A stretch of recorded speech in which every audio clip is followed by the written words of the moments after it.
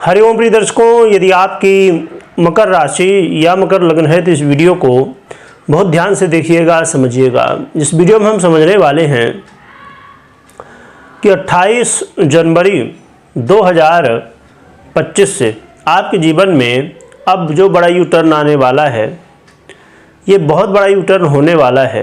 तो आपके जीवन में इसका क्या प्रभाव मिलेगा ये हम समझेंगे। बड़ा यू टर्न क्यों है? क्योंकि शुक्र अब अपना राशि परिवर्तन करेंगे, वो भी मीन राशि यानी कि अपनी उच्च की राशि में। इसलिए ये बड़ा परिवर्तन कहा जाएगा, बड़ा यू टर्न कहा जाएगा। क्योंकि शुक्र अपने आप में एक ऐसे ग्रह हैं प्रिय दर्शकों, जो इस जीवन में, इस कलयुग में सबसे ज़्यादा बली ग्रहों में से एक हैं। जैसे राहु जैसे ग्रह का बड़ा प्रभाव है ना, शुक्र का बड़ा प्रभाव है। तो इसी तरह हमें समझना होगा कि इन ग्रहों का जो प्रभाव है, और यहाँ पर स्थिति क्या है कि जब ये 28 जनवरी को अपना परिवर्तन करेंगे तो ये परिवर्तन जो है तो मीन राशि में होगा, और मीन राशि में राहु भी गोचर कर रहे हैं, जिससे लंपट योग का भी निर्माण होगा। और वो दो ग्रह जो कलयुग में बड़े प्रभावी हैं, दोनों एक साथ हैं। और साथ में देखा जाए तो ये केतु से दृष्ट भी होंगे शुक्र महाराज, और 3 मार्च तक क्या प्रभाव देंगे ये हम समझेंगे। वैसे तो ये 125 दिन के लिए जो है तो परिवर्तन कर रहे हैं, परंतु इसमें बीच में कई परिवर्तन हैं, क्योंकि फिर से ये वक्री होंगे, अस्त भी होंगे, ये सब स्थितियां होंगी, तो आगे चल के हम समझेंगे। परंतु फिलहाल अभी हम 3 मार्च तक समझेंगे।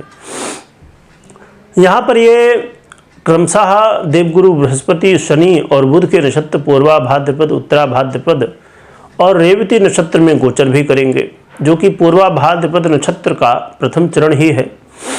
इसमें बाकी 4 चरण शनि और बुध के हैं। अब ये गोचर काल आपके लिए बड़ा महत्वपूर्ण है। क्या फल देगा, क्या नहीं देगा, ये समझते हैं। प्रिय दर्शकों, ये गोचर काल आपके जीवन में यदि आप लव लाइफ को लेके चिंतित हैं, समस्याएं देख रहे हैं किसी भी तरह, तो ये लव लाइफ की समस्याओं को दूर करने वाले और आपके लव लाइफ में ब्रेकअप से पैचअप की स्थिति तक लाने वाले माने जाएंगे। ये बड़ा ही ऐसा समय होगा जिसमें आप के अंदर भावनाएं उत्पन्न होंगी कि भैया अब जो है तो चलो इंतज़ार बहुत हो गया, अब हम अपनी मन की बातें कह ही देते हैं। तो ऐसी स्थिति अब बनने वाली है।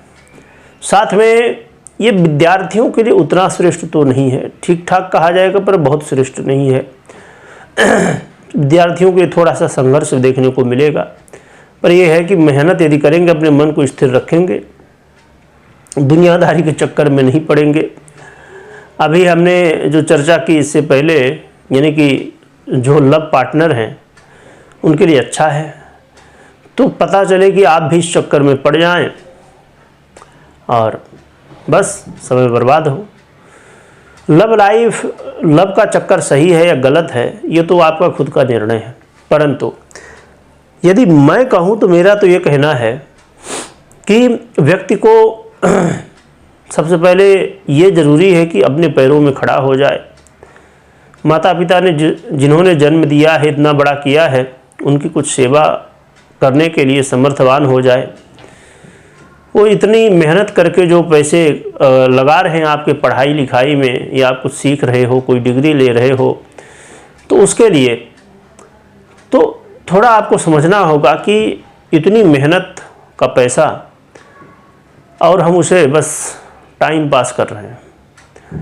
हो सकता है कि सभी विद्यार्थी ऐसे ना हों, बिल्कुल कुछ विद्यार्थी लगन से पढ़ाई भी करते होंगे, पर कुछ विद्यार्थी आज के समय में, एक तो ऐसा माहौल भी फिल्मों में आजकल बनाया जाता है, दिखाया जाता है।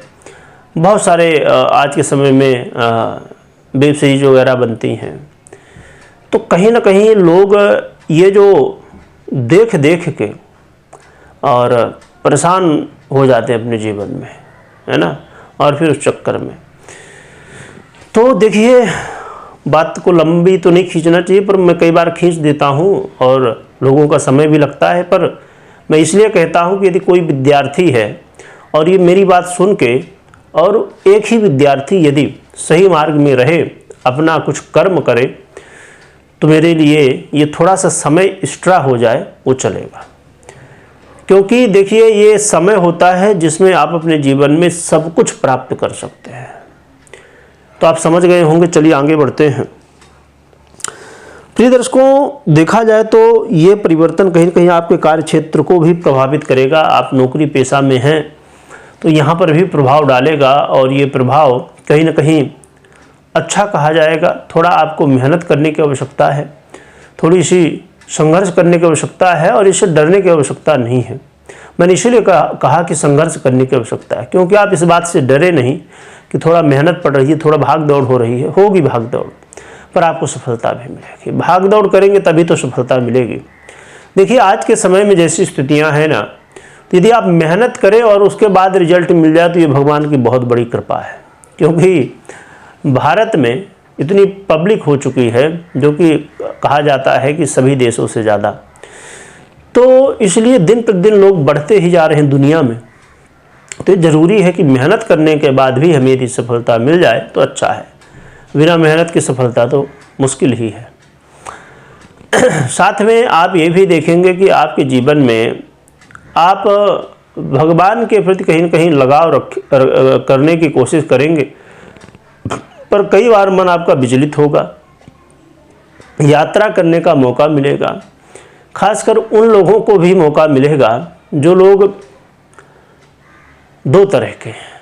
कैसे कि कई बार उनके मन में कहीं न कहीं ये देखने को आता है कि मन में तो भक्ति है भगवान की, घर का माहौल है या संस्कार हैं, भगवान से जुड़े हुए हैं, पर थोड़ा सा मन उनका ये जो आज का समय है उसके अनुसार भी है ना।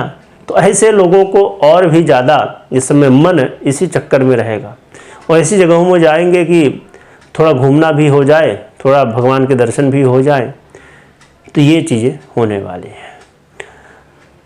और जो विद्यार्थी हैं, स्टूडेंट हैं, खासकर वो विद्यार्थी जो अपने जीवन में कोई बड़ी डिग्री प्राप्त करना चाहते हैं, उन लोगों के लिए कहीं ना कहीं एक मौका है। परंतु बस वही बात जो मैंने अभी पहले समझाई, मन को स्थिर रखना है। तो देखा जाए तो ये बुध का परिवर्तन आपको परीक्षा प्रतियोगिता में भी सहयोग करेगा, आपको सफलताएं दिलाएगा। खेलकूद के क्षेत्रों में यदि आप जुड़े हुए हैं तो वहाँ पर सफलताएं दिलाएगा।